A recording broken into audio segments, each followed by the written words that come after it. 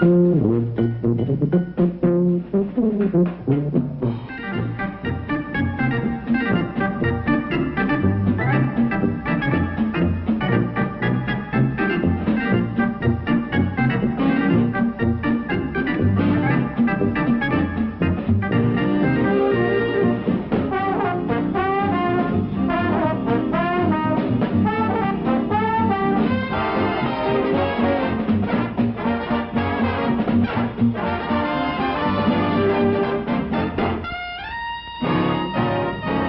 host tonight is Pepsodent, the cleaningest toothpaste. Catch clean-cut fellas like us working for anything that isn't the cleaningest. Yeah.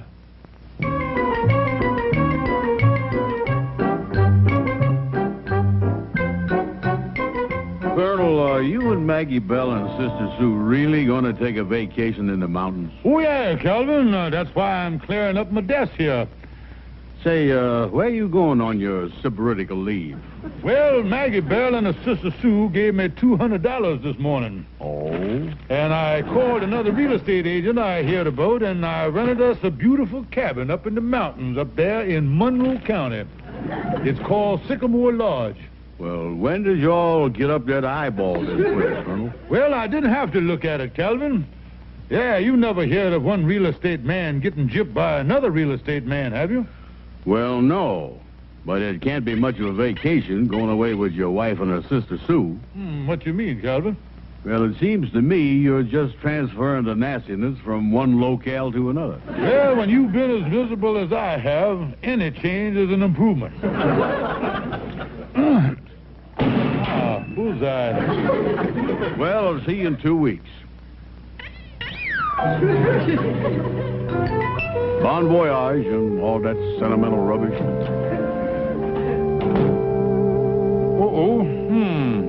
Just take a look at that.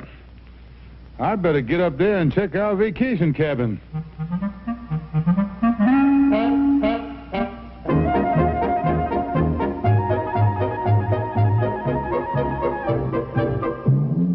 See them shuffling along. Hitch-coo, hitch-coo, hitch-coo.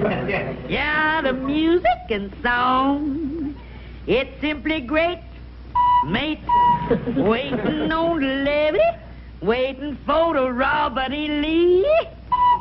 That's you singing, Sister Sue? Yeah, Maggie Bell. I'm just fluffing up my crinolines for the vacation. There's nothing like the rustle of taffeta to attract the opposite sex. Yes, I remember when we was poor down in Nashville. We couldn't afford taffeta, so Mama got the same effect by pinning some paper bags under our hoop skirts.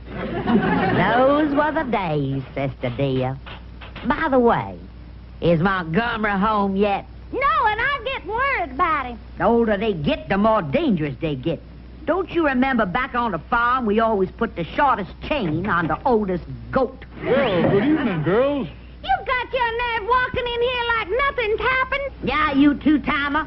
I ought to iron some French pleats into that stupid head of yours. Wait a minute, here. Wait a minute. I just went up to look at the cabin we rented in the mountains. You sure you weren't out with some other woman? Oh, of course not, Maggie Bell, honey.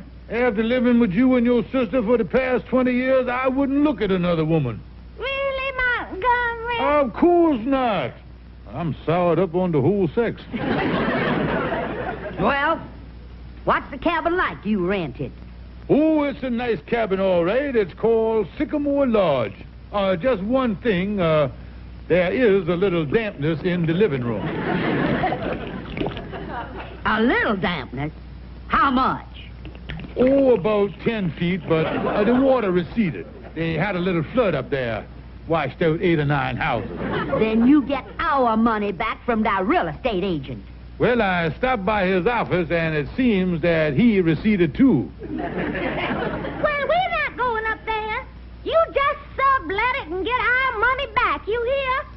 Come on, sister.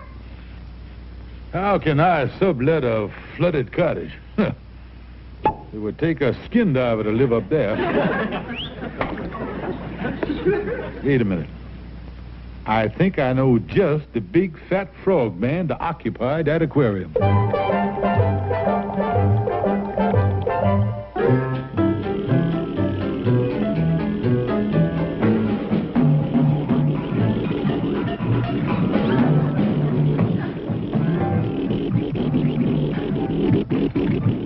We're hitting the puddles. Better close the window. Don't race the motor. From here on, Calvin, the trip gets a little rough.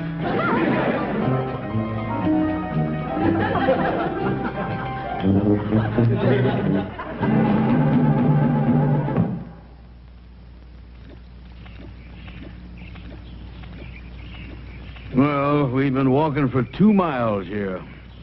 When are we going to get to Sycamore Lodge? We're almost there, Calvin. Almost there. Hey, look here, Colonel. What is this salmon doing this far from the water?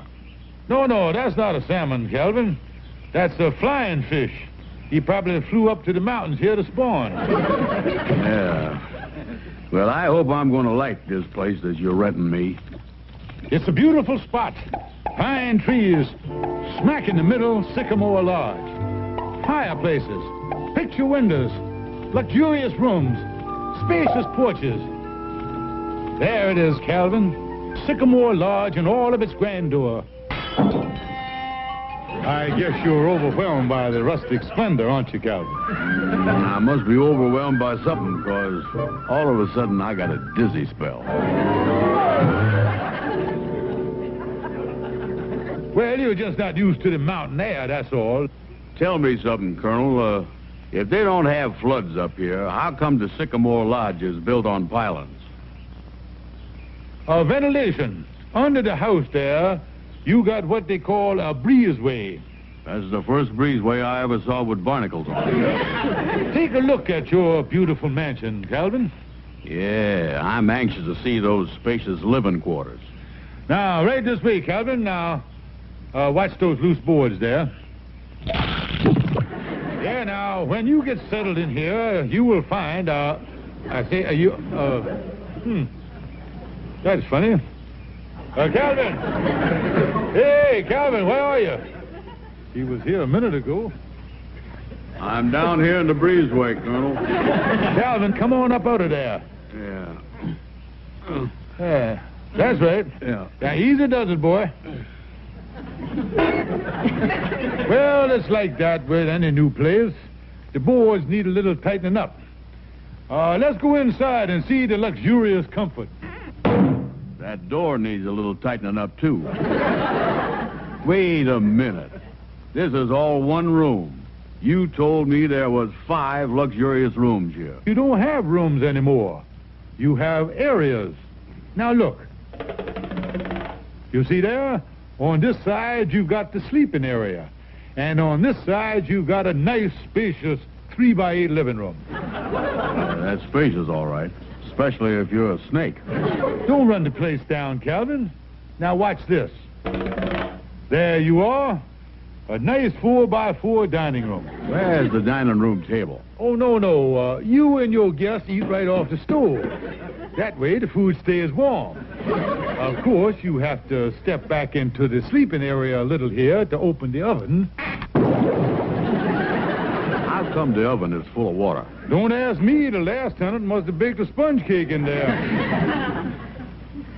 Now, over here is your 2x4 washing area. I don't know about this place, Colonel. Now, look, Calvin, because you were my best friend, I let you have the place for 2 glorious weeks for only $200.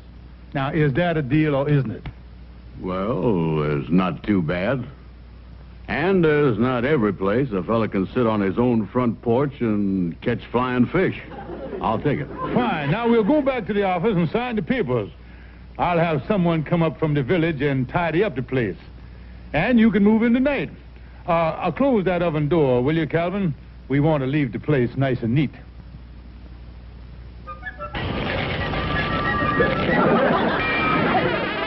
Where are you, Colonel? Down here. Just inspecting the breezeway.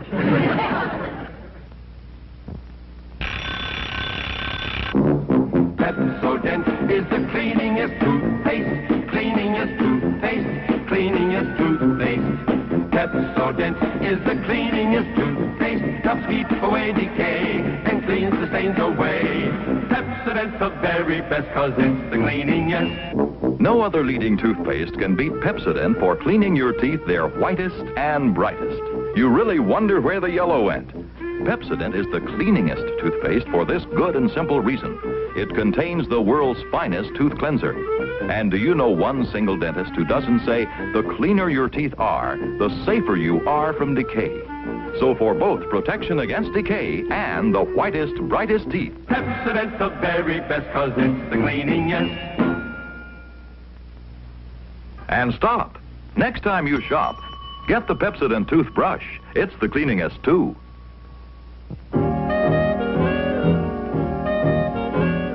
Montgomery, what do you mean you subleased the cabin? Yeah. Why would you do a stupid thing like that? Well, wait a minute here. You told me to rent it. I got us off the hook by subleasing the place this afternoon to Calvin Burnside. Well, we figured you wouldn't do anything, so we subleased it this afternoon to a Mr. Thompson. How dare you double-cross us by doing something good for once in your life? Now, listen, maybe it's not so bad. Calvin moves in tonight. Maybe I can get him out before Mr. Thompson moves in. He moves in tonight, too.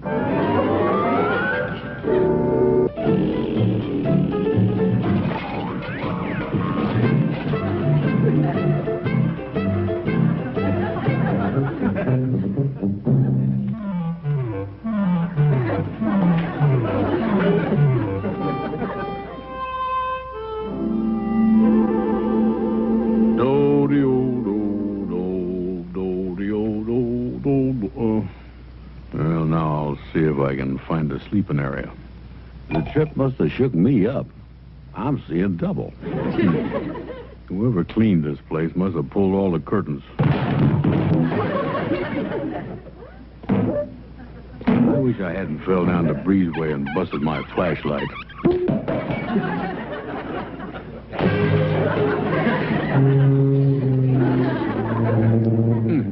Uh-oh. I got in the dining area. Let me see here.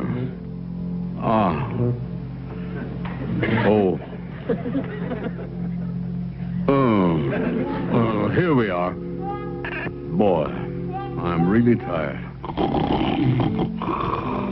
I really must be tired. I'm not asleep yet, but I'm snoring all right. Uh-oh, this is a short bed. My feet are sticking out of the bottom. There's my foot with the corn plaster on it. There's my foot with the busted toe. And there's my foot with the sock on it. Boy, I must be tighter than I thought I was. Looks like I got 3 feet. And there I go snoring again before I'm asleep. Uh-oh, wait a minute here. I know I don't have 2 heads. I'm getting hallucinations. I'm going to make a test here. I'm going to reach down and pinch my foot with the sock on it. Oh! That does it. That does it.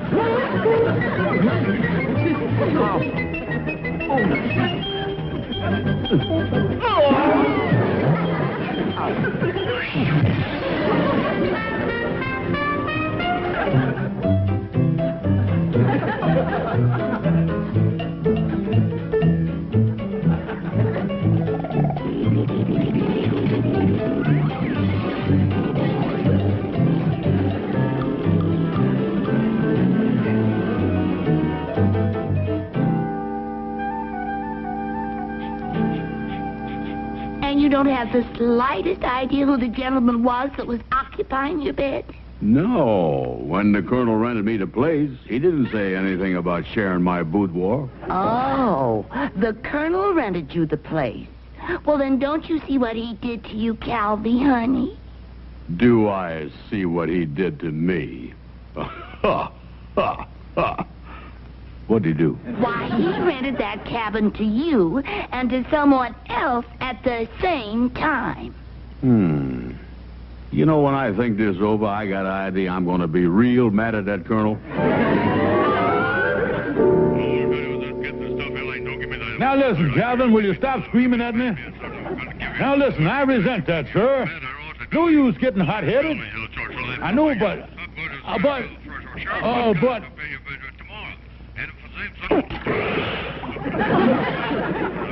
Calvin, I can't give you your money back. Now stop and listen. Now listen, I spent it. But believe me, I worked the thing out.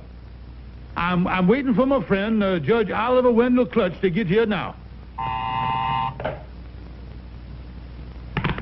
Come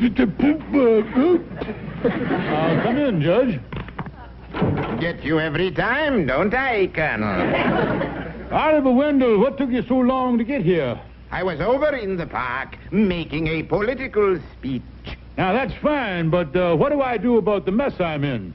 Excuse me, Colonel, but I always think better on a full stomach. Ah, my audience threw quite a few good edibles at me today. Colonel, the thing for you to do in this predicament is persuade the alternative tenant to make a precipitous egress from the domicile. Huh? Scare the bum out. Yes, I'll take Calvin and go up there tonight and scare the man off. Someone threw a pool ball. I must be appealing to the wrong element. Montgomery, what have you done about straightening out that mess with the cabin? Well, now, don't worry. Calvin and I are going up there tonight and discuss the matter in person with Mr. Thompson. What's all this here? Oh, that's just an orange and some fruit that my friend left. This looks good. Montgomery, Sister Sue's got a pool ball stuck in her mouth. Don't just stand there. Do something. Hit her on the back. No. With your hands, Montgomery.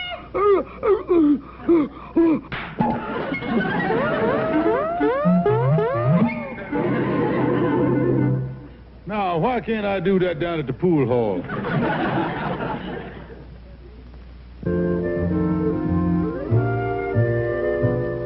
It was nice of you to call, Mrs. Claxon. I was very upset last night. We're terribly sorry, Mr. Thompson, sir, about the mix-up. My husband's on his way up there to straighten it out with you all. Well, I'm not taking any chances up here tonight. After what happened, I went down to the village and bought myself a double-barreled shotgun. Well, I'm sure nothing will go wrong up there tonight, Mr. Thompson. Bye now. You feeling better now, Sister Sue? I'll tell my wawa now. If there's any trouble around here tonight, someone's going to get a face full of iron.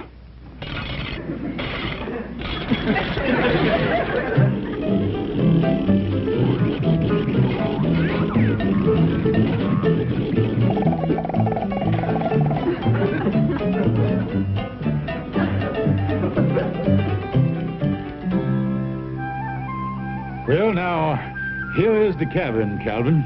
Yeah, that Mr. Thompson must be there. The lights are on. You think this scheme of yours is going to scare that man out okay? Oh, when we get through with him, he's going to perform self-eviction. Now, when I go in there, you know what to do out here. Yeah. I hide here in the bushes and I pulls the gimmick.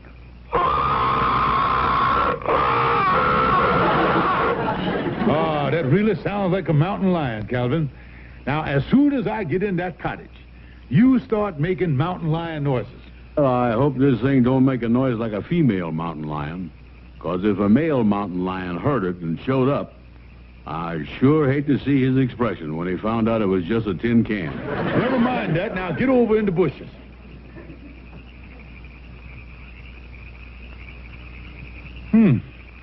I see he's got the breezeway entrance fixed. Yes, what is it? Don't be alarmed, Mr. Thompson. I'm no ferocious monster from out in the woods. I'm only your landlord. Oh, you must be Colonel Claxon. Yes, I just dropped in to see if you were comfortable up here in this lonely, desolate spot. Well, I was telling your wife that I had quite an experience last night. I woke up in the middle of the night, and there was this person in my bed. You don't mean to tell me. Well, at least you weren't sharing the covers with a coyote or something like that. It was a frightening experience. Well, this being such a wild part of the woods, anything might happen. Why, there might, Oh, heavens!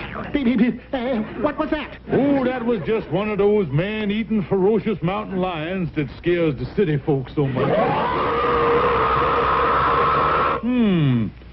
He sounds a little hungry tonight, doesn't he? I didn't realize there was mountain lions up here. Oh, the woods are full of them.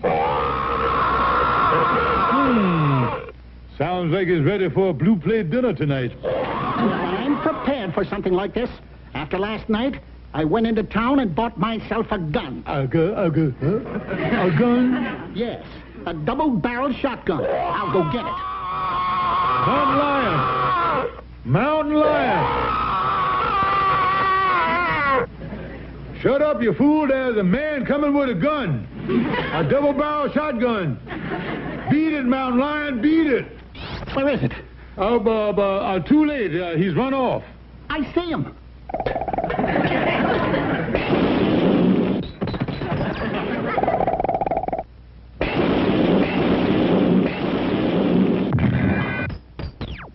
Ooh. We missed him. Something wrong, Mr. Thompson? Seems to me that mountain lion was wearing a straw hat. Claxon, I'm moving out. I want my money back. Well, you can move out if you wanna, but no refunds. That was 200 cash, wasn't it?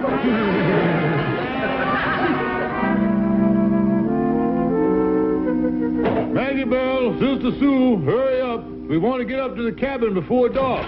Don't try to rush us, you bloated old windbag.